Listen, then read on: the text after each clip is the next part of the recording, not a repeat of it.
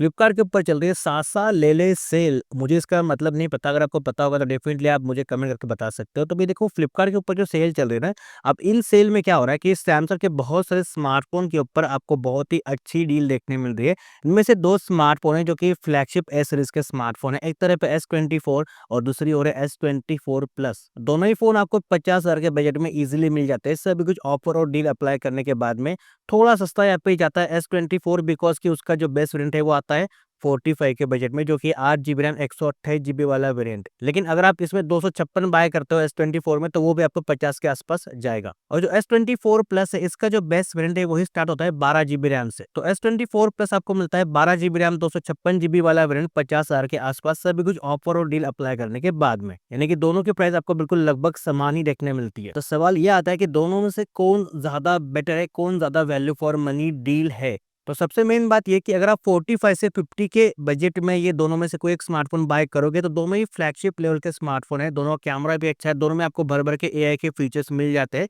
तो ऐसे में क्या है कि आप फोन को यूज भी करोगे, कम से कम 3-4 साल तो यूज करोगे ही करोगे। तो ऐसे में क्या है ना कि आप जब इनको यूज करोगे, फीचर्स को यूज करोगे, तो डेफिनेटली आपकी मेमोरी बहुत जल्दी फुल हो जाएगी। ऐसे में जो 128 GB वाला वेरिएंट है वो सफिशिएंट नहीं रहेगा, तो फिर आपको बाद में इश्यूज फेस करने पड़ेंगे, बिकॉज के दोनों में आपको कार्ड स्लॉट देखने नहीं मिलता। तो आप दोनों में से जो भी फोन अपने हिसाब से चूज करो वो अच्छी बात है। लेकिन अगर आप S24 तरफ जा रहे हो, तो एक बात ध्यान में रखना कि 128 वाला वेरिएंट बाय नहीं करना। आप अगर वहां पे बाय करते हो तो 256 GB वाला ही बाय करना, ये आपके लिए सही रहेगा।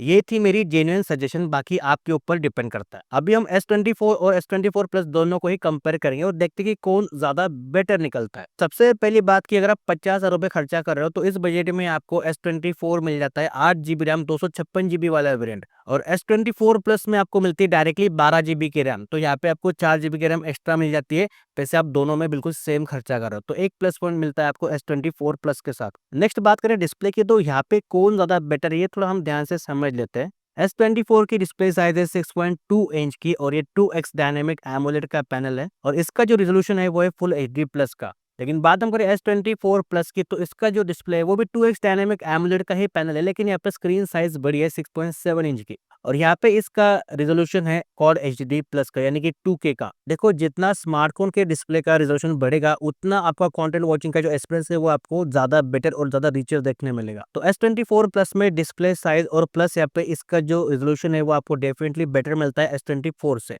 साथ ही भी जो अदर स्पेक्स है डिस्प्ले के, तो वो आपको बिल्कुल सेम टू सेम मिल जाते हैं। जैसे कि दोनों ही डिस्प्ले 120 हर्ट्ज को सपोर्ट करते हैं। दोनों ही का जो पैनल है वो LTPO पैनल है। दोनों ही डिस्प्ले की पिक ब्राइटनेस है 2600 निट्स, यानी कि ये इंडोर भी आउटडोर भी दोनों ही फोन की डिस्प्ले सफिशिएंटली ज्यादा ब्राइट रहेंगे, यानी कि इसमें कोई इशू नहीं है। और दोनों की डिस्प्ले में आपको गोरिल्ला ग्लास विक्टर्स 2 का मिल जाता है प्रोडक्शन। तो यहाँ पे भी दोनों ही फोन बिल्कुल समान इक्वल है। लेकिन अगर हम कंपेयर करते हैं दोनों ही के डिस्प्ले को, तो डिस्प्ले की साइज और साथ में रेजोल्यूशन ये आपको बेटर मिलता है S24 प्लस का। तो अगर आपको ये दो बातें मैटर करती है, तो S24 प्लस आपके लिए बेटर डील हो सकता है। लेकिन अगर आपको इससे कोई मतलब नहीं है, तो फिर आप S24 के साथ भी चेकआउट कर सकते हो। नेक्स्ट हम बात करें बैटरी की, तो भाई देखो, किसी भी स्मार्टफोन में बैटरी बहुत इंपॉर्टेंट पार्ट होता है। देखो, स्मार्टफोन कितना भी अच्छा क्यों ना हो, लेकिन अगर आपके स्मार्टफोन की बैटरी लॉन्ग लास्टिंग नहीं चलती, बार बार यहाँ पे ड्रेन हो जाती है, और साथ ही में चार्जिंग का स्पीड भी उतना बेटर नहीं है आपके फोन में, इतने पैसे पे करने के बाद भी, तो फिर क्या मतलब। तो इसलिए आप जब भी स्मार्टफोन बाय करो, तो बड़ी बैटरी रहेगी तो वो ज्यादा बेटर रहेगा। साथ ही में फास्ट चार्जिंग अगर मिल जाए सैमसंग स्मार्टफोन में, तो डेफिनेटली आप ऐसे डील को ग्रैब कर सकते हो। तो जो S24 है ना, इसमें आपको मिलती है ओनली 4000 mAh की बैटरी, और ये जो सपोर्ट करता है चार्जिंग को वो है ओनली 25 वाट। और S24 को चार्ज करने में, फुल्ली चार्ज करने में 0 से 100% तक के टाइम लगता है 1 घंटा 15 मिनट का। और जो S24 प्लस है, यहाँ पे आपको मिल जाती है बड़ी बैटरी 4900 mAh की। हाँ, डिस्प्ले साइज बड़ी है S24 प्लस के, साथ में 2K डिस्प्ले, तो डेफिनेटली थोड़ा कंजम्पशन ज्यादा होगा, लेकिन फिर भी 900 mAh बैटरी आपको ज्यादा मिलती है S24 प्लस में S24 के मुकाबले में। साथ में जो चार्जिंग का स्पीड है वो आपको S24 प्लस में मिल जाता है 45 वाट तक के मैक्स टू मैक्स, यानी कि आप S24 प्लस को 15 वाट से 25 वाट से और 45 वाट से भी चार्ज कर सकते हो, अगर आपको फास्ट चार्जिंग चाहिए तो बैटरी कैपेसिटी हो या फिर चार्जिंग का स्पीड हो, यहाँ पे डेफिनेटली एक कदम और S24 प्लस आगे निकलता है। अभी हम बात करें दोनों ही फोन के SOD की, यानी कि बैटरी बैकअप की, तो यहाँ पे कौन ज्यादा बेटर है। तो भाई देखो, S24 जो है ना, मेरे पास में अभी भी अवेलेबल है, लेकिन उसको मैं अभी यूज नहीं कर रहा हूँ, मेरा टीम मेंबर यूज कर रहा है। मैंने स्टार्टिंग में उसको यूज करने के लिए निकाला था, लेकिन उसको मैं हार्डली 4, 5, 6 दिन यूज़ कर पाया। उसमें थोड़े बहुत इश्यूज़ थे, क्या है वो आपको मैं आगे क्लियरली एक्सप्लेन करूँगा। तो अभी मैं उसको यूज़ नहीं कर रहा हूँ, लेकिन मुझे पता है कि कितना एसओटी वो देता है। और रही बात S24 प्लस की, तो हमारा दोस्त ही है जो कि इसको यूज़ कर रहा है, उसके पास ये स्मार्टफ़ोन है। लेकिन अभी वो मेरे से दूर है, दूसरे सिटी में है, तो उससे बस कॉन्टैक्ट हो सकता है। उससे मैंने बात भी की है कि भई कितना एसओटी मिलता है, कैसे ये परफ़ॉर्म कर रहा है S24 प्लस वगैरह। क्योंकि अगर वो पास में होता तो डेफ़िनिटली मैं आपको उसका रिव्यू देता था S24 प्लस का, लेकिन वो पास में अभी मेरे पास नहीं है। आगे चल के अगर पॉसिबल हुआ तो डेफ़िनिटली मैं आपको S24 प्लस बाय करके उसका भी रिव्यू डेफ़िनिटली देने की कोशिश करूँगा। लेकिन अभी आप समझ लो कि एसओटी में क्या कुछ डिफ़रेंस है। तो जो S24 है ना, इसमें आपको ओनली फुल एचडी प्लस का डिस्प्ले देखने मिलता है। लेकिन फिर भी इसका जो एसओटी है, मैंने इसको डेफ़िनिटली क्लियरली यूज़ किया, तो ये आपको 5 साढ़े 5 घंटे के आसपास का एसओटी देता है, मीडियम से मॉडरेट यूज़ के ऊपर। और हेवी टास्क करोगे तो डेफ़िनिटली फिर यहाँ पे और भी ये कम हो जाता है, तो ये बहुत ही कम एसओटी है, तो इसका एसओटी इतना बेटर नहीं है। लेकिन अगर आप नॉर्मल से मॉडरेट यूज़ करने वाले बंदे हो, ज़्यादा हेवी टास्क नहीं करते, लगातार यहाँ पे फ़ोन के ऊपर नहीं चिपके रहते, तो डेफ़िनिटली ये आपका एक दिन निकाल सकता है, लेकिन फिर भी एसओटी यहाँ पे कम ही मिलता है, ये आपको मैं क्लियर बात बता रहा हूँ। बात करें S24 प्लस की, तो भाई देखो यहाँ पे आपको 3 सेटिंग मिल जाती है डिस्प्ले में, एचडी, फुल एचडी प्लस और यहाँ पे क्वाड एचडी प्लस। तो आप अगर इसे क्वाड एचडी प्लस के ऊपर चलाते हो, तो ये फ़ोन आपको आराम से 6 घंटे का एसओटी ईज़िली निकाल के दे देता है क्वाड एचडी प्लस के ऊपर भी। लेकिन आप अगर इसे फुल एचडी प्लस के ऊपर चलाते हो, तो डेफ़िनिटली ये आपको साढ़े 6 घंटे के या फिर 7 घंटे का मीडियम से मॉडरेट इसके ऊपर एसओटी निकाल के दे देता है। और ये मैंने खुद से कंफर्म किया अपने फ्रेंड के साथ में। तो अगर आपको थोड़ा ज़्यादा बेटर एसओटी चाहिए, साथ ही में चार्जिंग स्पीड भी बेटर चाहिए और यहाँ पे बैटरी इमेज भी ज़्यादा बेटर चाहिए, तो डेफिनिटली आप S24 प्लस के साथ में जाओ, ना कि S24 के साथ। S24 आप तभी बाय करो अगर आपका यूज़ बहुत ही लाइट वेट है या फिर आपको ज़्यादा एसओटी नहीं चाहिए। नेक्स्ट बात करें यूज़र इंटरफेस की, यानी कि इसकी यूआई की, दोनों ही में आपको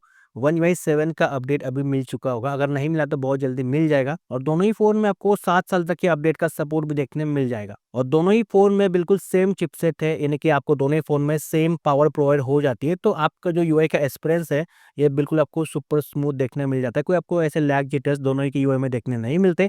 और रही बात यहाँ पे फ्लैगशिप फीचर्स की, एआई के फीचर्स की, तो दोनों ही फ़ोन एस सीरीज़ के स्मार्टफ़ोन है, यानी कि S24 है, S24 प्लस है। तो डेफिनिटली जो फ्लैगशिप लेवल के फीचर्स है, वो आपको दोनों में बिल्कुल लगभग समान और बिल्कुल इक्वल मिल जाते हैं। तो जो यूआई का एक्सपीरियंस है, दोनों में आपको बिल्कुल समान मिलेगा, यहाँ पे कोई भी कॉम्प्रोमाइज़ नहीं मिलेगा। तो यहाँ पे ये जो यूआई का सेक्शन है, ये बिल्कुल टाई है। नेक्स्ट टाइम बात करें परफॉर्मेंस की, तो भाई देखो यहाँ पे दोनों में चिपसेट बिल्कुल सेम टू सेम है। एक्सिनोस 2400 का चिपसेट आपको दोनों ही में देखने मिलता है। ये चिपसेट पावरफुल चिपसेट है, नो डाउट कि आपके मीडियम से मॉडरेट या फिर हेवी टास्क भी दोनों ही फोन में इजीली अच्छे से हो जाएंगे। बट बात करें गेमिंग की, तो भाई देखो ये चिपसेट गेमिंग के अकॉर्डिंग इतना बेटर परफॉर्म नहीं करता। तो गेमिंग के लिए खरीदना चाहते हो तो दोनों में से कोई भी एक बाय मत करना। लेकिन हम बात करें थर्मस की, यानी कि हीटिंग की, साथ में थ्रोटलिंग इश्यूज की, तो भाई देखो जहाँ पे एक या फिर 2 लेवल थोड़ा एक्स्ट्रा बेटर है S24 प्लस। अभी आपका ये सवाल है कि भाई दोनों में चिपसेट तो बिल्कुल सेम टू सेम है, लेकिन यहाँ पे 1 लेवल या फिर 2 लेवल एक्स्ट्रा बेटर क्यों है S24 प्लस? क्योंकि देखो जैसे ही मैंने S24 को यूज़ करना स्टार्ट किया था, मैंने आपको पहले ही बताया कि मैंने इसको 5 दिन यूज़ किया, बाद में इसको स्किप कर दिया। बिकॉज़ कि इसमें जो है ना हीटिंग के इश्यूज़ ज़्यादा देखने मिलते हैं। जैसे सैमसंग ने एक्सिनोस 2400 में हीटिंग इश्यू को थोड़ा बहुत यहाँ पे कंट्रोल करने की कोशिश की भी है।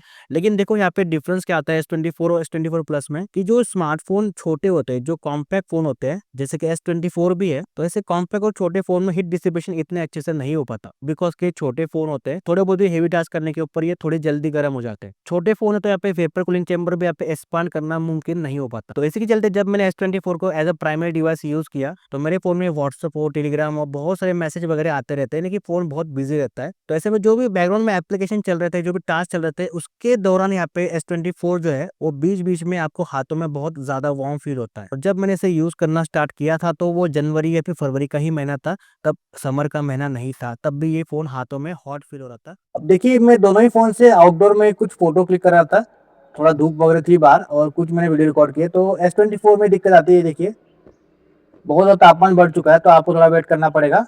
ये देखिए, और आपको फ़ोन को थोड़ा कूल डाउन आपको होने देना पड़ेगा। ये दिक्कत आपको S25 में बिल्कुल भी देखने नहीं मिलती। और जैसे मैंने इससे कुछ वीडियो रिकॉर्ड की थी, फ़ोन गर्म होने के बाद में कैमरा एप्लीकेशन भी बार-बार बंद हो रहा था। तो ये ऐसे थोड़े बहुत इश्यूज़ हीटिंग के S24 में देखने मिलते हैं। तो भी अगर आप इसके ऊपर थोड़ा ज़्यादा लोड डालोगे, तो फिर आपके फ़ोन में थ्रॉटलिंग के इश्यूज़ आ जाते हैं।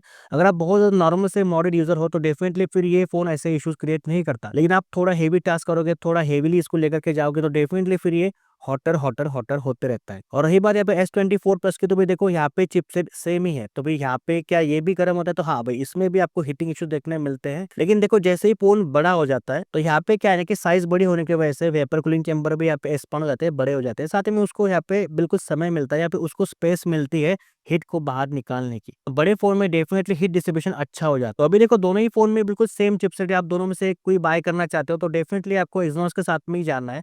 तो अगर आपको दोनों ही फोन में से कोई एक बाय करना है और दोनों ही में एक्सिनोस का चिपसेट है, सेम चिपसेट है, तो मेरे अकॉर्डिंग यहाँ पे आप S24 प्लस के साथ में जाते हो तो वो थोड़ा ज्यादा सेंस बनाता है हीटिंग के मामले में या फिर थर्मल के मामले में, वो आपको थोड़े ज्यादा यहाँ पे बेटर आउटपुट देगा। नेक्स्ट हम बात करें कैमरास की, तो भी देखो यहाँ पे कैमरा के अंदर जो सेटअप है दोनों में आपको बिल्कुल सेम टू सेम देखने मिलता है। अब आपका सवाल ये होगा कि भाई किसमें कैमरा क्वालिटी अच्छी रहेगी, तो भाई देखो क्लियर सा आंसर ये है कि जब भी सैमसंग स्मार्टफोन लॉन्च करता है, जैसे कि जो एस सीरीज होती है, जैसे S23 सीरीज हो, 24 सीरीज हो या फिर 25 सीरीज हो, तो जैसे कि S24 जो है वो बेस वेरिएंट होता है, इसके बाद में S24 प्लस आता है, इसके बाद में S24 अल्ट्रा आता है। तो जो अल्ट्रा की जो कैमरा क्वालिटी होती है वो डेफिनेटली S24 प्लस से मैच नहीं होगी। तो जो S24 प्लस की भी कैमरा क्वालिटी है वो डेफिनेटली S24 से मैच नहीं होगी, यानी कि आपको मॉडल के अकॉर्डिंग कैमरा की जो ऑप्टिमाइजेशन है, यहाँ पे उसकी जो प्रोसेसिंग है, उसमें आपको थोड़ा फर्क देखने मिलता है। तो जो S24 जो बेस्ट वेरिएंट है उसकी क्वालिटी अच्छी तो है, लेकिन उससे थोड़ी बेटर क्वालिटी आपको देखने मिलेगी S24 प्लस की, और S24 अल्ट्रा की क्वालिटी उससे और ज्यादा बेटर देखने मिलेगी। अगर आप इनको बहुत डिटेल में या फिर साइड बाय साइड कंपेयर करोगे तो ही आपको ये बातें समझ में आती है। तो कुल मिला के सभी कुछ मेन बातें मैंने आपको क्लियर कर दी है दोनों ही स्मार्टफोन के बारे में,